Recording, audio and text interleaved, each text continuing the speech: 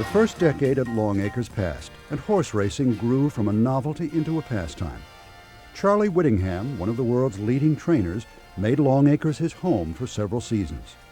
Ruth Parton gave the term horseman a new twist, becoming the only female trainer licensed in the United States. Yoshio Kabuki became the first Japanese jockey licensed in America. And in 1939, Indian George Adams, the state senator who sponsored the horse racing bill, was the track's leading trainer. In 1940, Gottstein shipped in a new invention, one that would change horse racing forever. The electric starting gate gave all horses a fair start and was invented by Clay Pewitt, a former Longacres starter. In 1941, Campus Fusser became the first Washington bred to win the Longacres Mile, a sure sign of the local industry's promise.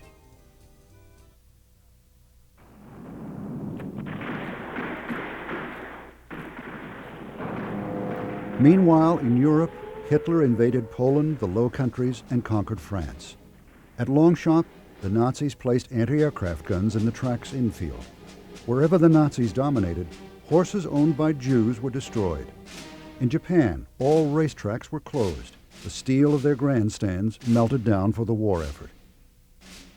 Following the attack on Pearl Harbor, the United States Army planned to convert Longacres into a receiving area for Japanese Americans sent to relocation camps.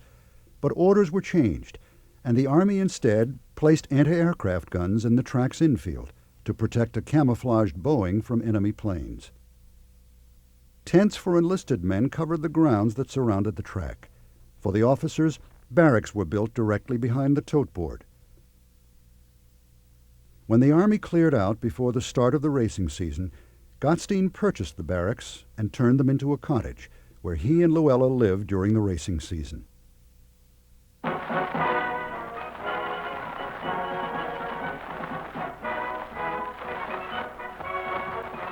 Now, the Joint Council of Teamsters, number 28, brings you accredited correspondent Jerry Morris reporting on the World Security Conference.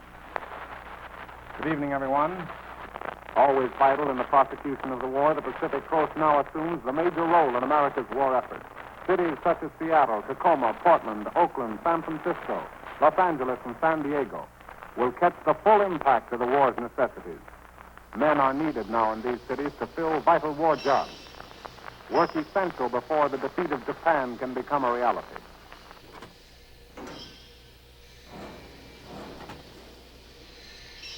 Thousands of workers were brought in to keep Boeing's aircraft plants and the local shipyards operating round the clock.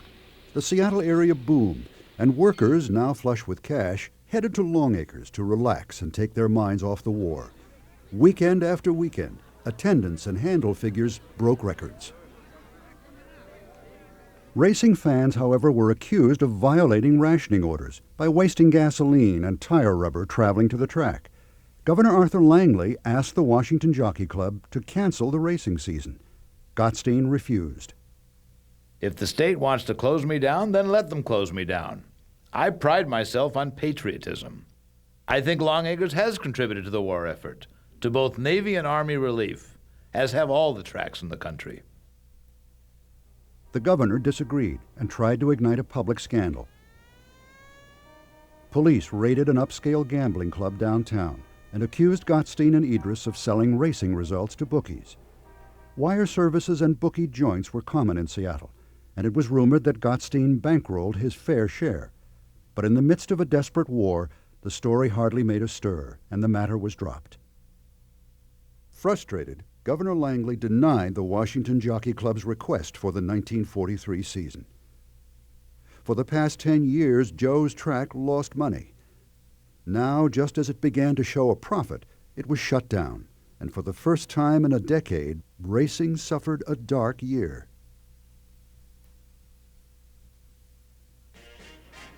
But the track was too popular to remain closed, and it opened the next year, minus the governor's handicap. Racing fans came back in even greater numbers, wagering more than in any previous season. May 7th, 1945, victory in Europe. The Germans surrendered unconditionally to the Western Allies and Russia. Seattle joined the rest of the country in a huge celebration in Victory Square.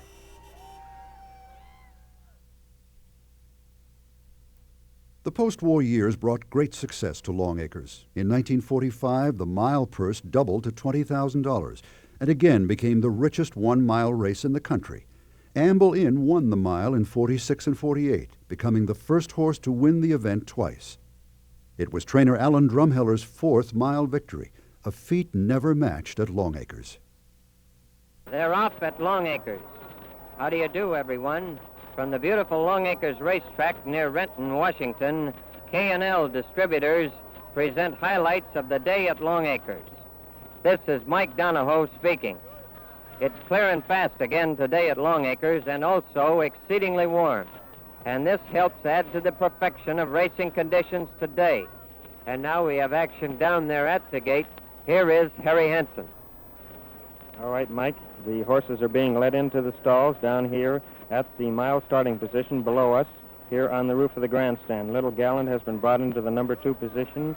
Ration Board, Sorority Boy, Risky Play, Seattle, and Sal Sane are all in the gate and are standing quietly. And now they're all in. And there they go.